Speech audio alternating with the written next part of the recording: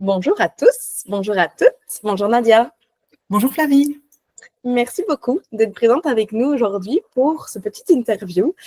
Comme tu le sais certainement et comme vous le savez aussi, les personnes ici qui nous regardaient, chez Simplicure, on aime beaucoup mettre en avant les praticiens qui utilisent notre plateforme, mais aussi leur expertise et leur développement d'activité. Toujours dans cette idée de se dire qu'il y a des personnes qui vivent quelque chose de très inspirant, qui peuvent aussi nous apprendre dans l'évolution de nos activités. Donc aujourd'hui, nous avons la chance d'être avec Nadia. Encore merci pour le temps du coup que tu nous accordes. Euh, on va parler du coup de ton parcours qui est déjà assez long, assez riche en expertise, assez varié aussi. Donc avant de rentrer dans le vif du sujet, est-ce que tu pourrais un peu nous parler de toi et simplement te présenter? Je suis Nadia Samoueli, je vis dans le sud-ouest de la France où j'ai ouvert mon cabinet donc il y a de ça 13 ans à peu près, une treizaine d'années. Et là, je suis actuellement donc à Biarritz. Je suis donc naturopathe, nutrithérapeute et spécialisée dans le microbiote, une expertise sur les troubles digestifs, mais également, donc j'ai fait une formation assez poussée, enfin experte sur l'endocrinologie et l'hormonologie fonctionnelle, mais Génial. particulièrement les troubles digestifs, effectivement. C'est ça. L'idée du coup de ce partage et de cet échange toutes les deux, ça va être peut-être d'essayer de comprendre un peu ce qui t'a poussé vers cette approche plus spécifique et fonctionnelle. Du coup, est-ce que tu pourrais nous parler un peu de ta pratique au départ, au tout début, quand tu t'es lancé? À quoi est-ce que ça ressemblait? Est-ce que c'était au final très différent de ce que tu fais aujourd'hui? Alors oui, c'est plutôt différent parce que j'ai été formée dans une école de naturopathie ancienne, hein, enfin connue, des anciennes écoles de naturopathie, la FLMNE, l'école du docteur Jean-Pierre Willem. Donc c'est de la naturopathie classique, hein, on va dire. Et étant végétarienne déjà à l'époque, je me suis tout de suite intéressée quand même à la nutrition. Donc on avait la chance d'avoir un nutrithérapeute, un médecin nutrithérapeute, docteur Philippe Lavide, qui nous formait en fait sur le module de nutrition dans cette formation de naturopathie. Donc là, c'était il y a 18 ans. 17 ans. Et moi, étant végétarienne, j'avais déjà cette notion d'importance de l'alimentation, surtout pour éviter d'être en carence, étant donné que je ne mangeais plus de viande et même plus de poisson à l'époque, et plus d'œufs non plus. Et donc, je me suis tout de suite intéressée particulièrement à cette partie nutrition. Donc, c'était un petit module d'introduction qu'on avait dans la formation de naturopathie. Mais de fil en aiguille, je me suis dit, ah ben non, ça m'intéresse beaucoup plus. Je vais, certains s'orienter plus vers les massages ou la gestion du stress. Et puis moi, c'était plus la nutrition. Et on avait la chance aussi d'avoir un parcours de nutrithérapie, en fait, dans cette même école. Donc, quand j'ai fini mon parcours de naturopathie, j'ai enchaîné encore sur 2 ans de nutrithérapie avec le docteur Philippe David, qui nous a déjà introduit à la médecine fonctionnelle, la biologie préventive et la médecine fonctionnelle. Et puis, de fil en aiguille, j'en avais jamais assez. Donc, j'ai entendu parler lors de cette formation de la formation du docteur Curtet sur 3 ans. Donc, à l'époque avec l'UNPA, mais maintenant, donc, c'est plutôt avec le CERDEN et puis le CFNA en Belgique. Et donc là, j'ai enchaîné. Donc, j'ai vraiment tout enchaîné, en fait. J'ai enchaîné avec ce cursus vraiment complet de nutrithérapie avec le docteur Curtet. Et puis là, c'est là que j'ai vraiment mis le pied dans la médecine fonctionnelle, mais vraiment à la suite de cette formation de naturopathie. Donc, quand j'ai commencé à ouvrir mon cabinet, donc en 2012, je n'avais pas encore commencé cette formation de nutrithérapie. C'est vraiment au fur et à mesure que j'ai pu appliquer justement ce début de médecine préventive, médecine fonctionnelle. Et ma pratique au tout départ, quand je me suis installée, c'était une pratique comme tout naturopathe, jeune naturopathe qui sort d'école, c'est-à-dire que je prenais un petit peu du tout venant. Alors, en essayant de faire un peu plus de spécialisation sur les sujets qui m'intéressaient, comme l'accompagnement au jeûne, l'accompagnement de la femme, l'accompagnement du sportif, parce qu'à l'époque, c'est plus vrai même maintenant, je l'avoue, mais je faisais énormément de sport, hein, j'étais extrêmement active, hein. Donc j'aimais bien accompagner les sportifs, notamment parce que j'avais cette formation un peu plus, cet intérêt un peu plus poussé sur la nutrition. Et puis voilà, globalement, c'était un petit peu, et puis bon, le système digestif, mais pas plus que ça. En fait, c'est vraiment, je prenais du tout venant. Et puis je voyais au fur et à mesure comment ça se passait et ce qui me plaisait plus ou moins. Et puis un jour, j'ai reçu une personne pour des troubles digestifs. Et au final, ça paraissait assez limpide pour moi. Et en fait, au bout de 3 semaines, elle me rappelle en me disant que ça allait super bien, que tout s'était, enfin, qu'elle avait plus ses ballonnements, plus ses troubles digestifs. Et de fil en aiguille, en fait, elle m'envoyait tout son entourage pour des troubles digestifs. Donc, c'était un petit peu par hasard, hein, finalement, que je me suis dit, ça a l'air pas trop compliqué. C'est sûr que voilà, les problématiques hormonales à l'époque, quand on n'a pas fait d'approche fonctionnelle, on manque un petit peu d'outils. Donc, c'était peut-être un petit peu plus touchy. Et donc, ça m'intéressait, hein, mais j'y allais pas forcément. Puis, les troubles digestifs, je sais pas, ça me paraissait pas trop compliqué. J'avais une bonne appréhension. Et puis, de fil en aiguille, qui dit troubles digestifs, je me suis formée un peu plus, je me suis spécialisée un peu plus grâce aux formations des labos, voilà, des écoles éventuellement. Et donc là, j'ai travaillé sur la candidose. Ensuite, j'ai travaillé sur le SIBO, vraiment progressivement. Et puis surtout, je découvre l'importance. Alors, à l'époque, on parlait de flore intestinale. Oui. Mais voilà, je découvre l'importance du microbiote. Et puis, alors, à chaque fois que je mets le nez dans quelque chose, je creuse, en fait. Et puis là, en mettant le nez sur le microbiote, je m'aperçois qu'en fait, non, ça ne se cantonne pas seulement aux troubles digestifs, mais qu'en fait, le microbiote va régir, en fait, tout un tas de fonctions, y compris des systèmes extradigestifs. Et alors là, c'est la révélation. Et c'est là que je me suis un petit peu jetée toute seule comme ça, à corps perdu sur le microbiote, parce qu'à l'époque, il y avait quelques séminaires avec le Vincent Castronouveau, avec certains laboratoires, mais notamment Bionutrix, je me souviens, ils étaient pas mal en recherche et développement sur le microbiote. Donc, mais bon, c'était encore un petit peu plutôt large et pas très spécifique comme type de formation. Donc, je me suis un petit peu auto-formée. Voilà, je regardais un petit peu qu'est-ce qui se fait aux États-Unis. D'ailleurs, la formation sur le SIBO que j'ai faite, c'est une formation faite par une Australienne, formation plutôt américaine, mais faite par une Australienne, plutôt poussée. Voilà, ils sont un petit peu en avance, beaucoup en avance sur ces sujets-là par rapport à nous. Et puis comme ça, je me suis un petit peu auto-formée en regardant par mes propres lectures de publications scientifiques, parce que j'ai un background universitaire scientifique. En fait, je suis ingénieure à la base. J'ai aussi un master de recherche. Donc, je me destinais un petit peu à la recherche plutôt technique, mais voilà, je suis habituée à lire des publications scientifiques en anglais, bien évidemment. Et donc, du coup, ce qui me permettait d'avoir un peu plus d'informations pour satisfaire ma curiosité, tant que je n'avais pas forcément accès à des formations un peu plus spécifiques sur le microbiote. Et puis après, j'ai trouvé plusieurs formations, en pratiquant aussi de moi-même, puisqu'il y avait aussi, on avait à disposition chez LIMS les analyses du microbiote.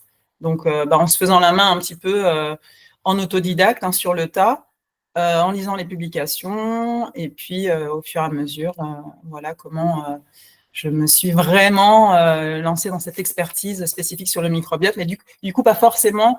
Ça ouvre plus que sur les troubles digestifs. Si on connaît un petit peu les liens sur le microbiote sur d'autres systèmes, donc je reçois surtout des personnes sur les troubles digestifs, parce que qui dit microbiote intestinal, pour le grand public, on fait plutôt le lien avec les troubles digestifs, mais d'autres personnes qui entendent parler justement du lien avec le système nerveux, tout ce qui est dépression, anxiété, etc., ou d'autres pathologies, commencent à venir me consulter par rapport à ça pour leur microbiote, en fait. Ok, super. Voilà. Merci. Ça nous fait une belle vision de tout ton parcours. Voilà, comment j'en suis arrivée là. C'est vrai, parce qu'on comprend que c'est vraiment en fait ton intérêt et ta curiosité qui t'ont amené à chaque fois à pousser d'autres portes et te former de façon complémentaire. Est-ce qu'il y a une expérience particulière, une situation spécifique où tu t'es peut-être rendu compte que ta formation de base avait ses limites et que tu avais besoin justement d'aller chercher plus d'informations, plus de formation sur, tu parlais du CIBO, sur un aspect plus fonctionnel? Oui, tout à fait. En fait, on rencontre tous dans notre parcours, justement quand on est en cheminement et en perfectionnement, des cas assez complexes qui nous donnent du fil à retordre. Et donc, c'est vrai que dans ces moments-là, dans certaines situations, alors moi, ça remonte à il y a peut-être 6 ans, je pense. Donc, je commençais déjà à travailler sur 5 ans, je pense, 2020, c'est ça. Donc, j'avais même pas encore fait ma formation sur le SIBO, mais je commençais déjà à travailler sur le microbiote. Et oui, à ce moment-là, j'avais effectivement un cas assez complexe, un jeune qui avait une leucémie, alors stabilisée, il était sous Glivec, il me semble, donc c'est une leucémie chronique, mais il avait tout un tas de problématiques digestives, en fait, donc il avait un SIBO. Et c'est vrai que dans ces cas-là, on a vraiment besoin de prendre du recul, de voir la big picture, et puis d'aller explorer vraiment le terrain, sur la base de la médecine fonctionnelle, en fait. C'est ça qui nous permet d'aller tirer un peu plus d'informations de qu'est-ce qui se passe, pourquoi, comment, notamment la biologie fonctionnelle digestive, mais pas que, puisqu'en fait, comme le système digestif il est lié à d'autres systèmes, notamment le système nerveux, l'axe intestin-cerveau. Et donc, d'aller chercher un petit peu où se trouvent les dysfonctionnements, les causes de ces déséquilibres. La biologie fonctionnelle nous permet de le faire et de spécifier un peu plus, plutôt que d'être dans le flou, d'avoir effectivement des hypothèses. Et c'est ça la différence, en fait, entre ma pratique au tout départ de naturopathe sortant d'école et la différence à partir du moment où j'ai intégré la biologie fonctionnelle, la médecine préventive, où là, effectivement, on avait à nos dispositions, en tant que naturopathe, on fait des hypothèses, en fait, en fonction de l'anamnèse, des antécédents, de l'histoire de la personne, de ses symptômes, des symptômes qu'elle a eus et des symptômes présents. Et puis, on essaie sur cette base-là, de comprendre ce qui s'est passé, en fait. On cherche toujours à comprendre ce qui s'est passé, etc. Mais ensuite, on travaille sur des hypothèses. En tout cas, quand on ne fait pas de biologie fonctionnelle. Et là, la biologie fonctionnelle, ce qui est super, c'est que ça nous permet de valider ou d'invalider, de confirmer ou d'infirmer les hypothèses de base qu'on pose quand on fait l'anamnèse. Donc, ça nous permet vraiment d'être beaucoup plus précis, d'être beaucoup plus spécifique. Et le travail sur le microbiote, grâce à l'analyse du microbiote, c'est ce que ça permet aussi, en fait, finalement, c'est d'être beaucoup plus précis. On se doute que la personne, elle a potentiellement une dysbiose, surtout si elle a un SIBO, qu'on a fait le test respiratoire. Là, c'est pareil, on a accès à une analyse qui nous permet d'objectiver, parce qu'on peut, sur des symptômes, se dire, ah oui, c'est les symptômes de la candidose, c'est les symptômes du SIBO, mais au final, sans être précis, en fait. Alors que quand on fait une analyse du microbiote, oui, elle a une dysbiose, mais on sait exactement quel type de dysbiose. Il lui manque des lactobacilles, des bifidos, ou elle a des excès de certaines bactéries, des protéobactéries, Escherichia, Klebsiella, peu importe, ou des bactéries encore plus agressives. Ça, on peut le voir, et donc agir plus spécifiquement. Donc, c'est vraiment ça l'apport de la biologie fonctionnelle et de la médecine fonctionnelle, c'est le fait de pouvoir valider concrètement et factuellement des déséquilibres qu'on soupçonne, parce que, par exemple, un SIBO, H2S, donc maintenant ISO, il y a certains symptômes très spécifiques qui peuvent vraiment nous faire suspecter fortement la présence d'un LIBO H2S, par exemple, d'un ISO. Quand on fait l'analyse du microbiote, tout de suite, on a confirmation et on ne part pas dans une prise en charge un petit peu à l'aveugle. Là, on est vraiment sur de l'ultra spécifique, en fait. C'est ça. Oui, tu objectives, en fait, les hypothèses, comme tu le dis très bien. Quelle place, du coup, est-ce que tu donnes à cette analyse dans tes consultations? Est-ce que ça va être d'office en début de prise en charge? Est-ce que ça va être en fonction de chaque personne? Quelle place est-ce que tu donnes à cette analyse? Ça peut être en fonction de chaque personne. Bon, les gens qui viennent me consulter, comme ils savent que je suis vraiment spécialisée, experte sur le microbiote, bah, ils vont avoir cette envie, en fait. Finalement, quand ils prennent rendez-vous, ils vont avoir cette envie de savoir plus précisément ce qu'il en est de leur microbiote grâce à l'analyse. Et puis, très certainement que peut-être qu'ils ont déjà consulté d'autres praticiens avant. Mais parfois, donc, il y a des symptômes qui sont pas forcément, qui sont certes gênants pour la personne, mais pas forcément handicapants. J'ai des cas j'ai de tout, hein. J'ai des cas chroniques, très complexes, avec des symptômes intenses et vraiment handicapants et même désespérants pour certaines personnes. Et puis d'autres où c'est gênant au quotidien. Et donc, c'est faire la part des choses entre là, oui, on a vraiment besoin, étant donné la complexité du cas, on a vraiment besoin d'avoir un maximum d'informations biologiques parce que là, on peut partir dans tous les sens, hein. Donc, il faut vraiment essayer d'être prioriser le plus possible, en fait, la prise en charge et pas louper des choses un peu plus fondamentales que juste se baser sur les symptômes, en fait, hein. Travailler sur les symptômes sur des cas comme ça, c'est juste impossible. De base, on ne devrait pas travailler sur les symptômes de toute façon en tant que… Ça s'appelle de l'allopathie verte, hein. Mais là, c'est encore plus compliqué dans ces cas-là et de faire les liens entre quelle est la cause, parce qu'il y a la cause de la cause, quelle est la conséquence, et donc d'aller chercher un peu la cause ou les causes principales. Et donc, il y a des cas où, en tout cas pour moi, comparé à ce genre de cas, ça me paraît pas forcément compliqué. Et puis quand on fait l'anamnèse et quand on fait justement le questionnaire sur l'hygiène de vie, l'alimentation, qu'on voit qu'il n'y a rien qui est bon. Enfin, il n'y a rien qui est mis en place. La personne ne boit pas. Elle est constipée, par exemple. Elle ne boit pas. Elle ne mange pas de légumes. Elle ne fait pas de sport. Le stress n'est pas géré. Ça ne sert à rien d'aller plus loin si la base n'y est pas, quoi. Donc, dans ces cas-là, sur une première consultation en tout cas, il peut vraiment s'agir de reprendre les bases. C'est de l'éducation à la santé, hein, c'est vraiment notre métier de base en tant que naturopathe, hein. Donc, c'est de reprendre les bases. OK, mettez ça déjà en place. Bon, je vais vous donner des outils, effectivement, ils aiment bien quand même repartir avec un petit peu de compléments alimentaires. Donc, mais je leur dis toujours, ça ne sert à rien d'aller plus loin si les bases ne sont pas. Pas de mastication, par exemple. Alors là, sur les troubles digestifs, c'est la cata. Donc, on remet ça un petit peu en place, un petit peu de compléments alimentaires. On voit comment ça se passe effectivement sur la séance d'après. Et puis, si vraiment les symptômes persistent, c'est vraiment en fonction de l'intensité, de la gêne des personnes. Et, donc, ce n'est pas forcément systématique, mais oui, étant donné mon expertise, on va dire que c'est quand même 80% des gens veulent faire leur analyse du microbiote et je le conseille aussi dans certains cas. Super, merci, c'est très clair. Tu parles du coup de compléments alimentaires, j'en profite pour faire un petit point. Est-ce que tu peux un peu nous parler de Simplicure et de comment tu intègres là aussi cet outil au final dans ta pratique?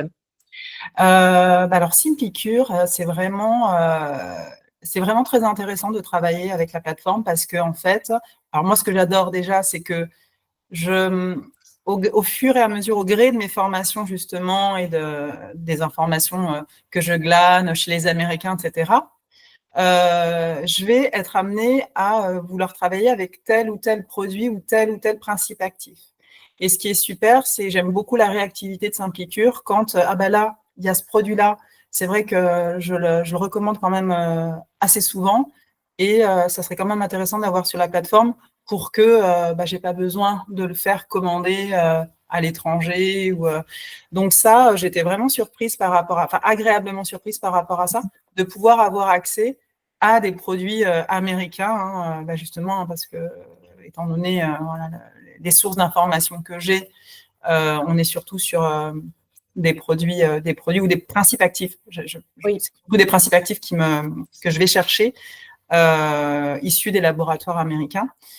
Donc ça, c'est déjà super. Et puis après, effectivement, c'est en fait, comme moi, je travaille sur principes actifs, et notamment pour les probiotiques. Hein, pour les probiotiques, je travaille sur souches, vraiment sur les souches, pas sur les espèces.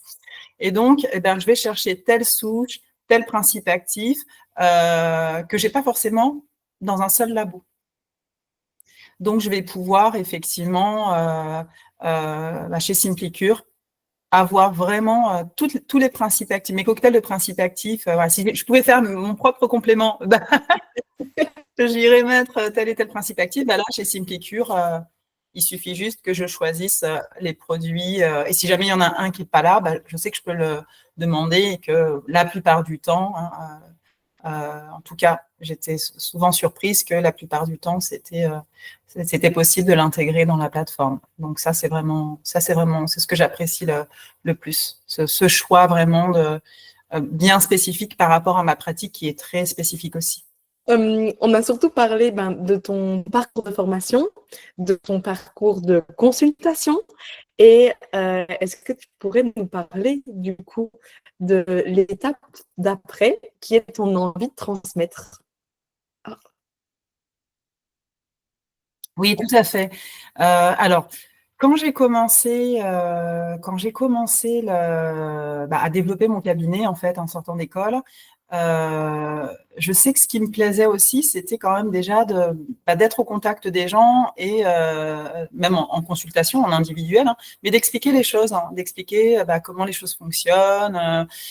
Et donc, j'avais pris déjà le parti au début de mon installation de faire des conférences pour pouvoir présenter certaines thématiques au grand public et puis voilà, expliquer plus simplement les principes un petit peu de la naturopathie, puis comment nous, en naturopathie, c'est pour faire connaître la naturopathie, mais sous forme un petit peu de conférences, de transmission.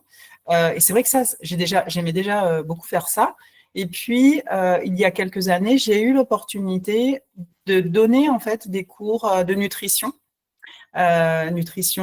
nutrithérapie dans une école de naturopathie ici de la région. Et ça, j'ai vraiment adoré faire ça. Donc, c'était en présentiel.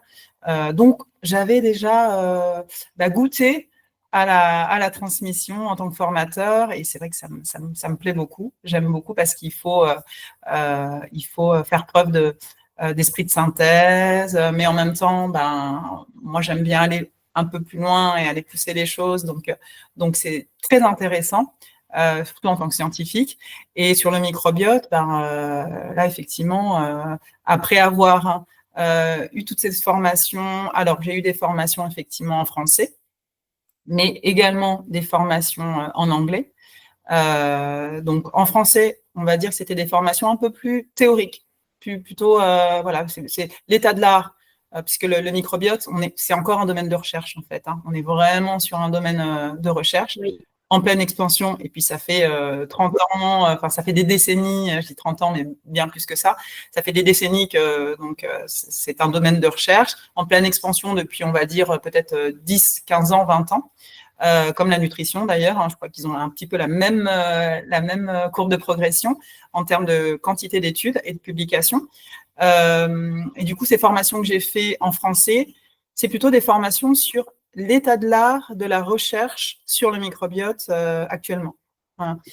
Donc, très intéressant aussi, parce que justement, c'est ce qui nous permet de faire le lien entre microbiote et puis troubles de santé, quels qu'ils soient, cardiométaboliques,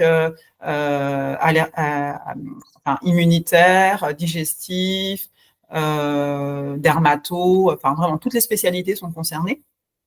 Et par contre, ce qui était un petit peu frustrant dans ces formations, c'est qu'on n'avait pas le côté nous, ce qui nous intéresse en tant que praticien, c'est de comprendre les concepts, les mécanismes d'action, les mécanismes physiologiques, les liens, etc. Mais ensuite, de pouvoir agir en fait, et d'avoir des outils concrets pour pouvoir agir une fois qu'on connaît ces liens. Et en fait, dans ces formations-là, donc universitaires, c'était un petit peu ce qui manquait. C'était cette partie, maintenant, concrètement, qu'est-ce qu'on fait maintenant qu'on sait tout ça? Et donc, j'ai pu trouver ces réponses dans une formation faite par un Australien, naturopathe connu, hein, alors, en Australie, au Canada, en Angleterre, en Allemagne, les naturopathes sont considérés, alors, pas comme des médecins, mais en tout cas, ils sont considérés d'un point de vue universitaire. Ils peuvent faire des PhD, Donc, on a des docteurs en naturopathie dans ces pays anglo-saxons qui sont reconnus comme n'importe quel docteur, en n'importe quelle spécialité. Et donc, j'ai suivi cette formation avec ce docteur en naturopathie australien qui, lui, du coup, est naturopathe depuis 50 ans.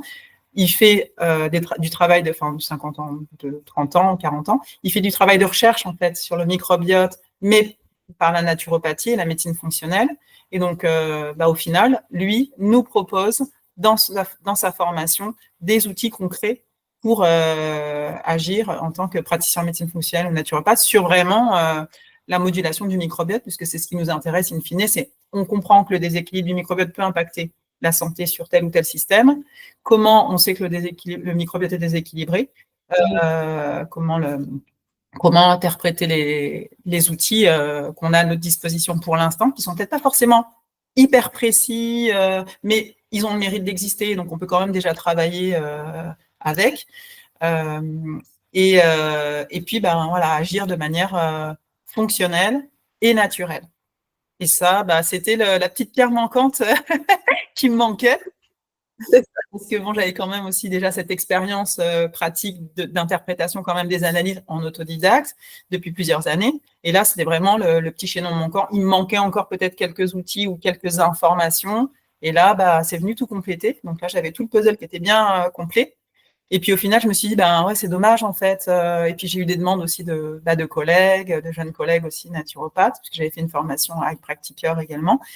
Et du coup, je me suis dit, oui, là, il n'y a pas de formation en français qui existe, qui regroupe vraiment tout, la partie théorique et la partie pratique clinique, en fait, nous, ce qu'on peut faire, nos outils en tant que praticien. Et donc, je me suis dit, voilà, cette formation n'existe pas en francophonie, on va dire, parce que je sais qu'au Québec, il n'y a pas non plus de formation de ce type. Et donc, je me suis dit, pourquoi pas proposer ça.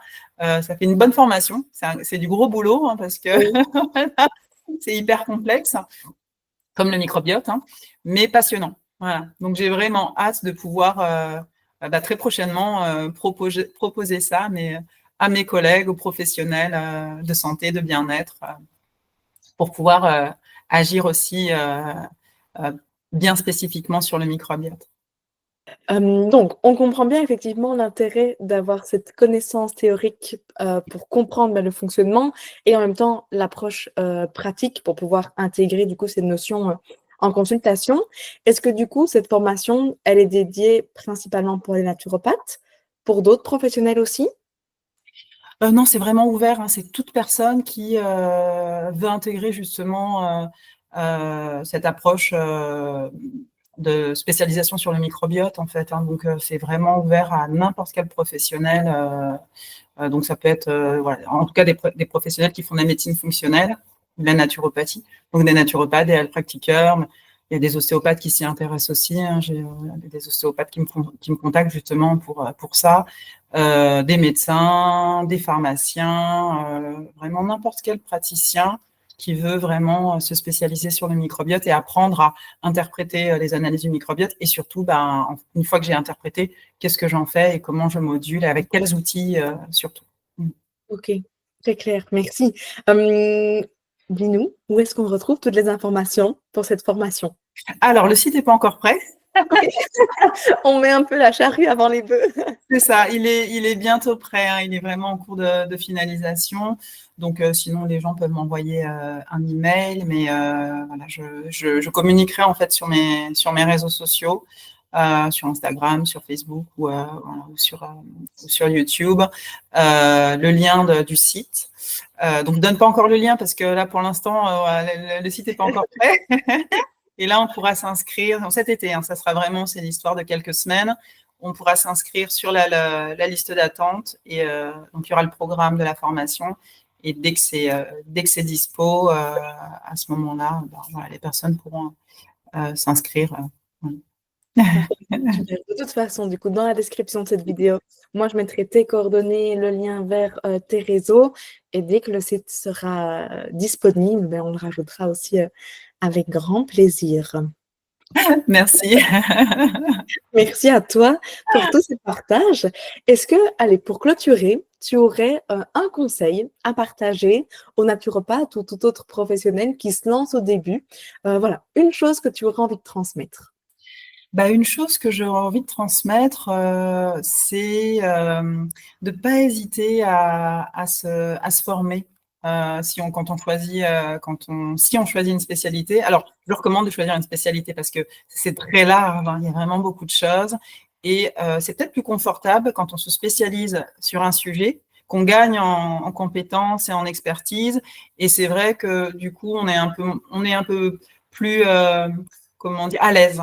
On va être beaucoup plus à l'aise sur les prises en charge et donc ça c'est intéressant et je pense on peut pas être spécialiste et expert en tout, c'est pas possible parce que ça demande vraiment beaucoup de connaissances. Alors on peut s'intéresser à beaucoup de choses, hein. Moi j'ai fait de l'énergétique aussi, hein, donc je m'en cache pas et ça me plaît beaucoup, mais je vais pas forcément l'utiliser en pratique parce que je me suis spécialisée, donc je peux pas tout faire. Mais voilà, je conseille de faire effectivement de la spécialisation, surtout s'il y a un sujet qui vraiment, bah, comme moi, le sujet du microbiote, ça me passionne, donc c'est facile en fait, hein, ça ne me demande pas d'effort et j'adore faire des formations là-dessus.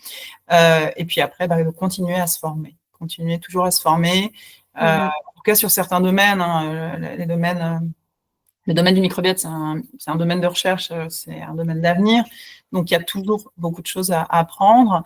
Mais même, voilà, je ne sais pas, moi, si la médecine chinoise m'intéressait, bah, je ferais peut-être plus d'investigation, je me formerais un peu plus. Donc, ouais, voilà. Et s'accrocher surtout, hein, parce que ça peut être, au départ, ouais, ça peut être compliqué, on peut se sentir perdu, etc. Bon, moi, je suis tombée sur cette spécialisation un petit peu par hasard, entre guillemets, parce que Oui. certains ne tombent pas vraiment par hasard parce qu'ils vont avoir une pathologie qui fait que c'est ça qui les a amenés vers la naturopathie ou la médecine fonctionnelle. Et puis, bah, ils sont plus à l'aise parce que bah, ils ont expérimenté sur eux. Donc, il y a ça aussi, il y a l'expérience, on va dire. Moi, c'était plus par l'apprentissage, mais tout le monde peut voilà, s'intéresser particulièrement à un sujet et ne pas hésiter à se spécialiser et à se former si c'est un domaine qui nécessite effectivement d'être régulièrement à jour. C'est ça, tout à fait. Et dans cette formation continue et à l'écoute de tout ce qui est nouveauté et Exactement. études scientifiques. Super. Eh bien, Nadia, un tout grand merci à toi pour ton Merci temps. Flavie pour l'invitation. Euh, et je pense du coup que je peux parler en nos deux noms en disant que pour les personnes qui nous regardent, si vous avez la moindre question, n'hésitez pas du coup à venir vers nous et on se fera un plaisir d'y répondre. Tout à fait. Merci, bonne fin de journée. Au À revoir, bientôt. bientôt.